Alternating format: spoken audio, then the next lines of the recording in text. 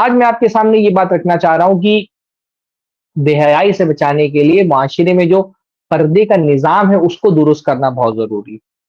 اور یہ جو میں نے لفظ استعمال کیا نا، یہ لفظ ہی اصل میں آج کے ہمارے درس کا خلاصہ ہے کہ پردہ ایک نظام اور ایک سسٹم کا نام ہے۔ ہمیں نے کہا پردے کا نظام، ہمارے یہاں مسئلہ یہ کہ لوگوں نے پردے کو یونیفارم سمجھ لیا ہے۔ خواتین کو لگتا ہے خاص طرح کا یونیفارم ہے، کالے کلر کا یا ملٹی کلر کا کپڑا اپنے اوپر ڈال لینا ہے، اسی کا نام نقاب ہے، اسی کا نام حجاب ہے۔ اسلام میں نقاب اور حجاب محض ایک کپڑے کو اپنے جسم پہ ڈال لینے کا نام نہیں ہے۔ اسلام نے حجاب کا ایک پورا نظام دیا، ایک حجاب ایک پورے سسٹم کا نام ہے، محض کپڑے کے ایک ٹکڑے کا نام حجاب نہیں ہے، ایک ٹائپ کے کپڑے کا نام حجاب نہیں ہے، بلکہ حجاب ایک پورے نظام کا نام ہے۔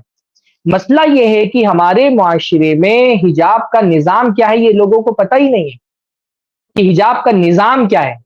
حجاب ایک پورے نظام کا نام ہے، اور اس حجاب کے نظام میں سب سے پہلی چیز یہ نہیں ہے کہ عورتیں گھر سے باہر نقاب پہن کر کے نکلیں۔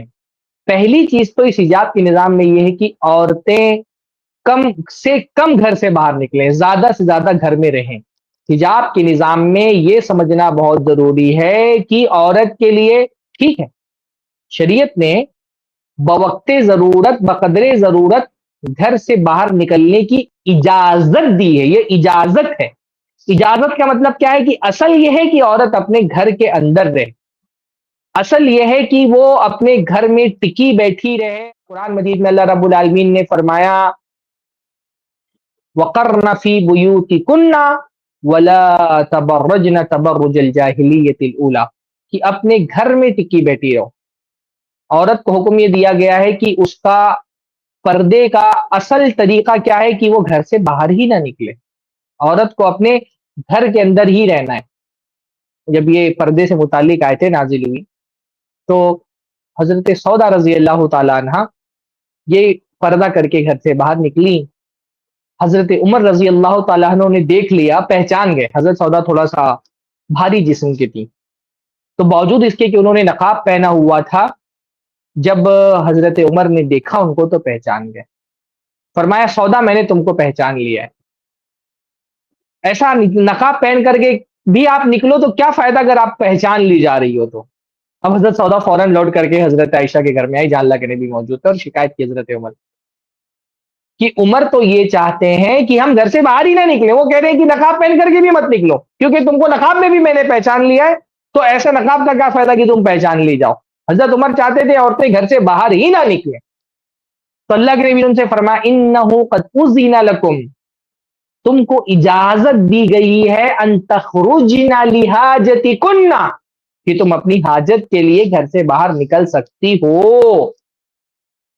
دو باتیں اس حدیث میں آپ دیکھیں، پہلا اللہ کے نے کیا فرمایا اذن لکن، اجازت دی گئی ہے تم کو، یعنی اصلاً یہ تھا کہ اس کو گھر سے باہر ہی نہیں نکلنا ہے، پابندی تھی گھر سے باہر نکلنے پر، بس اس کو اجازت دے دی گئی کہ نکل جائے گھر سے باہر، اور کس شرط پہ؟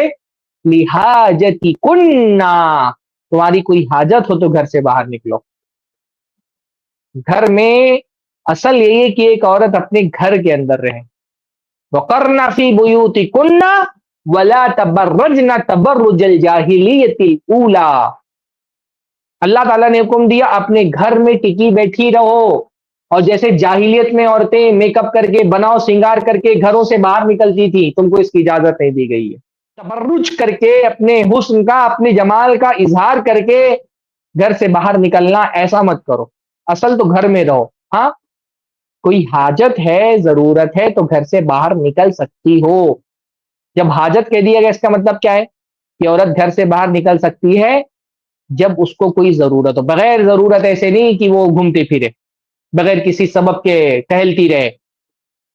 حاجت کے وقت نکل سکتی ہے، اور حاجت کے وقت جب نکل سکتی ہے تو جتنی حاجت ہے اتنا ہی نکل سکتی ہے وہ، شریعت اجازت دیتی گھر سے باہر نکلنے کی، لیکن اصل یہ ہے کہ وہ اپنے گھر کے اندر ٹکی بیٹھی رہے۔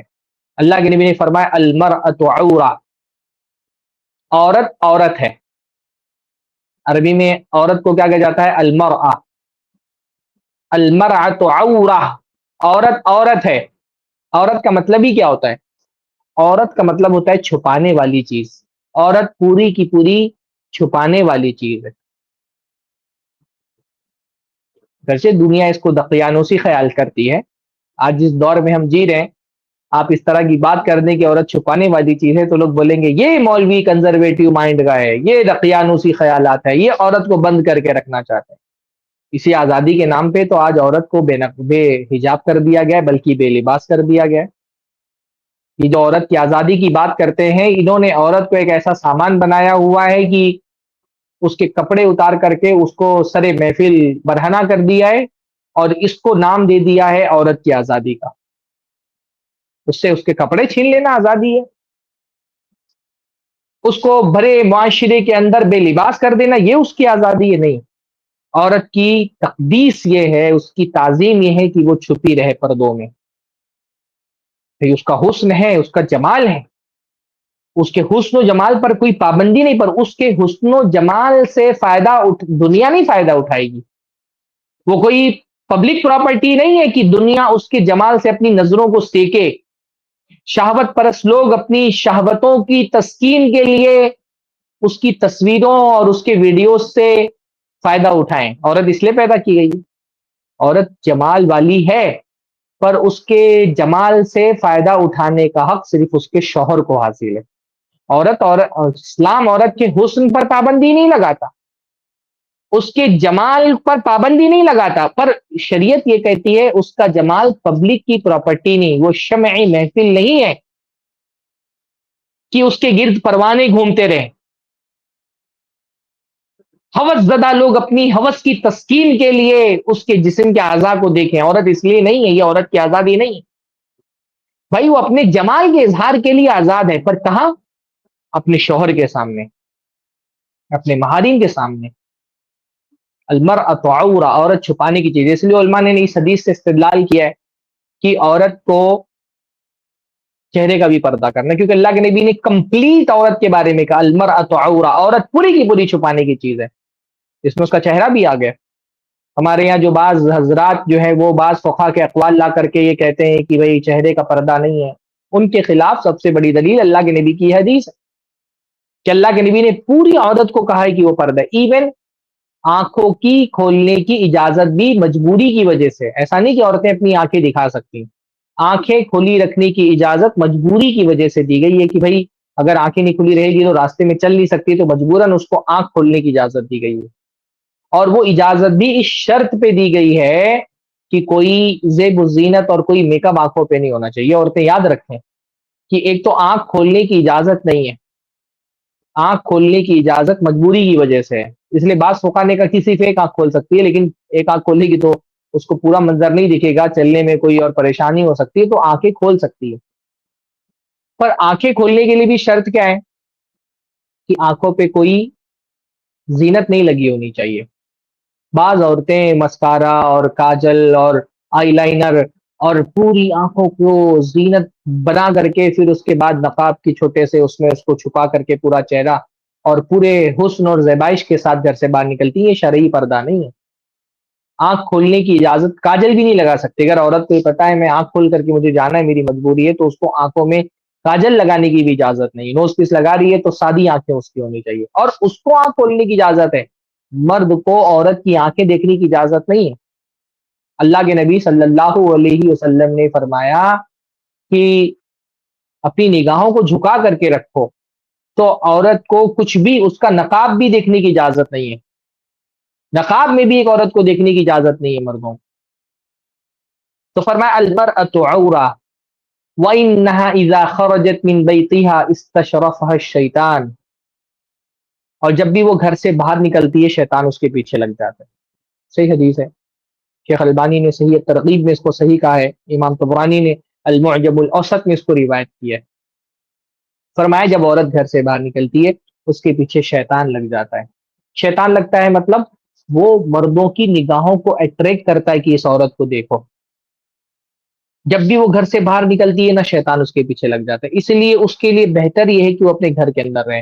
نبی نے فرمایا وَإِنَّهَا لَا تَكُونُ أَقْرَبَ إِلَى اللَّهِ مِنْهَا فِي قَعْرِ بَيْتِهَا، کہ سب سے زیادہ اللہ تعالیٰ کے قریب اس وقت ہوتی ہے جب اپنے گھر کی بالکل اندرونی حصے میں ہوتی ہے. جتنا گھر کے اندر رہے گی اللہ سے اتنا قریب رہے گی وہ.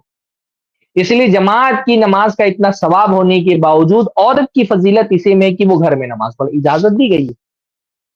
اگر کسی عورت کو لگتا ہے میں سکون سے، اطمینان سے، پابندی سے مسجد میں جا کر کے ہی نماز پڑھ سکتی ہوں، تو اللہ کے نبی نے اس کو اجازت دی ہے۔ مردوں کو کہا ہے لا تمنعوا اماء اللہ مساجد اللہ، اللہ تعالیٰ کی بندیوں کو مسجد میں جانے سے مت روکو۔ مردوں کو تو حکم دیا ہے مت روکو، پر عورتوں سے کیا کہا ہے کہ تمہارا گھر کے اندرونی حصے میں نماز پڑھنا گھر میں کے صحن میں نماز پڑھنے سے زیادہ افضل ہے۔